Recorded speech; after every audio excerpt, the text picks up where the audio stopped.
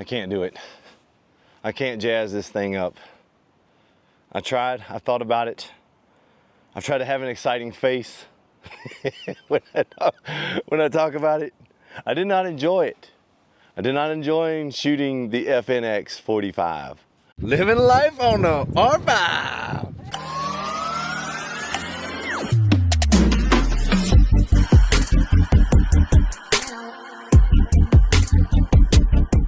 The FNX 45 ACP. This is a giant beast of a gun. It's no Desert Eagle, but dang it, she might as well call herself the Desert Hawk or something. She's huge. She's almost 8 inches in total length, 7.9. She is 1.5 inches wide. She's pretty heavy. The barrel length is 5.3 inches. It has a 1 1/16 right hand twist rate in it. And it's got a 1913 mounting rail. It is a polymer construction with a steel replaceable frame on top. It does have a thumb safety on it with a decocker. And the grip stippling is that typical FNX kind of pyramid style. Maybe it's kind of deeper where it kind of drives into your hand as you're shooting. Some shooters really love it. I don't mind it. My wife can't stand it. It doesn't matter. We shot it on the FN on a reflex, and it had the same stippling, and she hated it. But I like it. It takes down easy. It's just a heavy-weighted gun. It does have a dedicated white kind of fixed sight here in the front, and maybe tritium sights right there in the rear. It's not too hard to pick up the sight picture on it when you raise it up. I was pleasantly surprised when I did shoot it. It's not gonna be my carry gun, guys. It's not gonna be one I pack around. Not even gonna be one I shoot again after this video. I'm not a 45 ACP guy. I know there's plenty of you out there, but it ain't this guy, man. The felt recoil and the time to get back on target for me, I feel like it's a huge waste of my time. I would rather shoot 9mm all day and send multiple rounds in a small package versus one giant hunk of lead down that way. Anyway, I did find it fun to shoot. And plus, it's not my handgun, it is my buddy Sam's. And so thank you, Sam, for letting me review this handgun. I had a good time with it. I'm gonna do some up close shooting. We'll shoot at a couple targets, see how it transitions. We'll run it on the dueling tree, see what we can do there. No optics, it's not optic capable. This one's not. So we're just gonna iron sight it out. We'll see what these iron sights will allow me to do as far as distance. I'm gonna go 50, 75, 100, and if I'm still plugging away with some consistency, then we'll go back 175, 200, and man, I'm probably pretty sure that's where my iron sights are probably gonna fail me, around the 150. Then normally they become just bigger than the target is at that range. So it's very hard to see. Normally it's a red dot, and I'm not really sure what these factory rounds will do on this 45. They're 230 grain full metal jackets. So we're gonna fill it. You might as well be shooting missiles out of this thing. But let's get after it. All right, we got 15 rounds in this magazine, and we are going to plug away at Big Tom Ridge. That is this guy right here, if you can see him. I put a little green LED light on top that when contact is made, it does blink. So maybe that might help you guys see it, but I don't think we're gonna have a problem hearing it unless this wind plays a role. Let's see what happens at 25.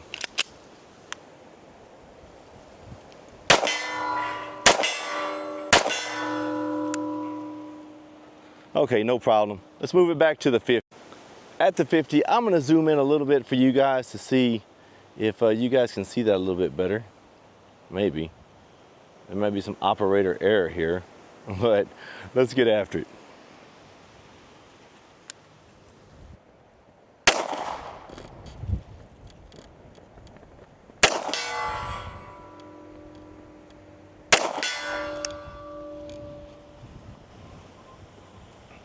All right, she's ringing pretty good.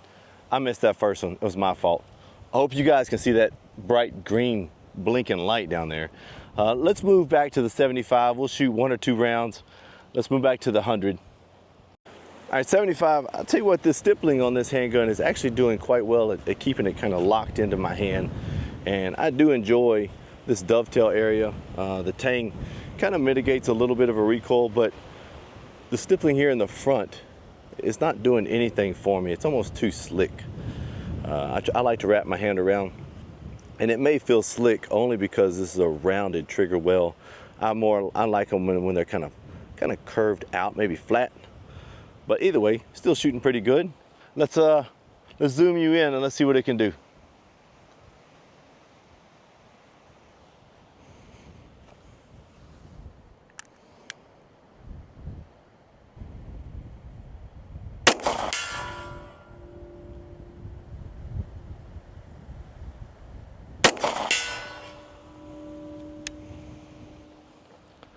Okay, there's 75. Oh my goodness. This camera, dude. That's 75, no problem. The wind's blowing hard, but let's move back to 100. At 100, and at the 75, 50, I was holding flat. I'm holding center mass to hit center mass. I'm gonna continue to do that. Hit it once or twice. Let's see if we can move back.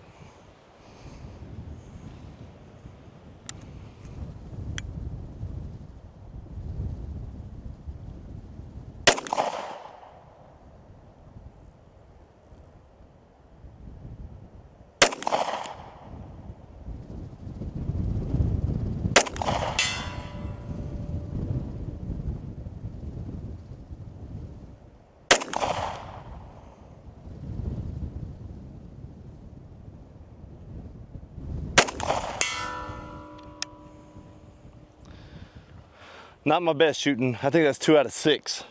I am noticing that this front sight post at this range is about the size of that target. And so we'll finish this magazine out from here. I'm not gonna move it back any further. Let's do it real quick.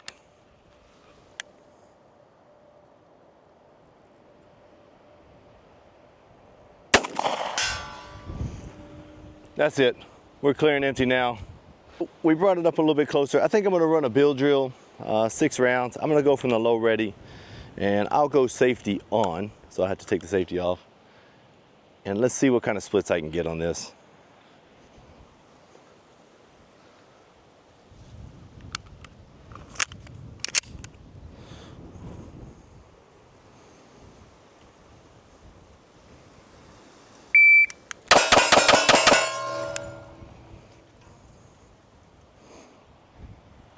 So 6 shots, not the best.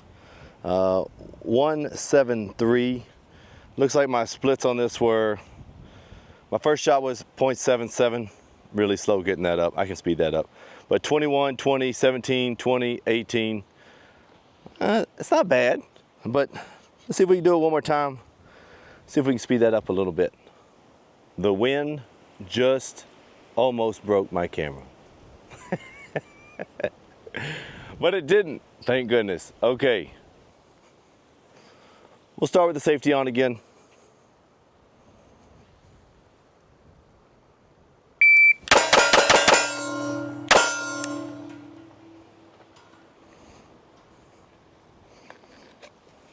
Okay. Definitely slower on that one. 230, but half a second to get that first round off, and then 21, 21, 16, 18, and then a minute and 3, or a second and 3. I kind of want to try it again. 1 second. Hey guys, real quick, before we keep on shooting, I want to take a minute and ask you, if you will, hit that like button down there. It'll let YouTube know that you're enjoying this video. It'll help spread it to more people, and it'll also spread the word about our channel, man. We're on a mission to get monetized. So thanks. Let's get back to it. So let's talk about it. The good, the bad, the ugly. It is a heavy gun. Maybe something I would never carry concealed. Kind of reminds me of some of my 2011s, but I do carry some of those, so I don't know. The magazine capacity is nice. It's not a single stack, it is a double stack magazine, and I mean, the magazine's nice and thick, but I will tell you, you put 15 45 ACPs in here, and that bad boy has some weight. So, I mean, look at this bullet. It's like the big as my finger. So anyway, the felt recoil is definitely there. It's not a 9mm, but I mean, if you're playing in the 45 ACP game, this may be in your bag, right? It shoots really well. I was able to get decent splits with it. I do like the trigger weight once the hammer is in the cocked position. I do like the fact that it has a decocker if you want to, in case you're going to carry it. You don't have to ride the old trusty hammer forward and hope like heck you don't slip, you know. But overall, I don't know if I'm the right reviewer for a 45 caliber handgun.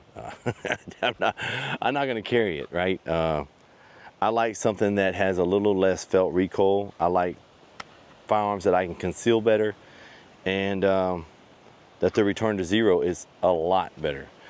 This had a lot of felt recoil, man. When this slide comes to the rear, it makes that muzzle rise, and then I have to reacquire my target. I tried everything I could, smashing my webbing of my hand up into this tang as hard as possible. I recently had a guy comment on a previous video that this is not a tang, it's called a dovetail. You are right, but the dovetail is here and this is the tang, and it is to create a mechanical disadvantage, a pivot point for this. And so as you shove your webbing of your hand high and tight into that tang, you take some of that reciprocation from that slide out and prevent this.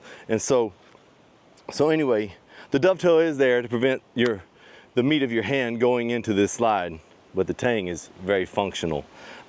Most rifles have them, shotguns and pistols definitely do. I would love to hear what some of you 45 shooters like about this firearm, especially if you own one.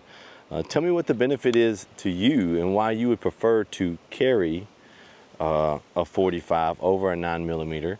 I know there's plenty of arguments that some people have the opinions that the 45 has more knockdown power than a 9mm, but there's a lot of ballistics reports out there that can vouch for the other way. So I'd love to hear your opinion on it. My opinion is personally, this is not for me.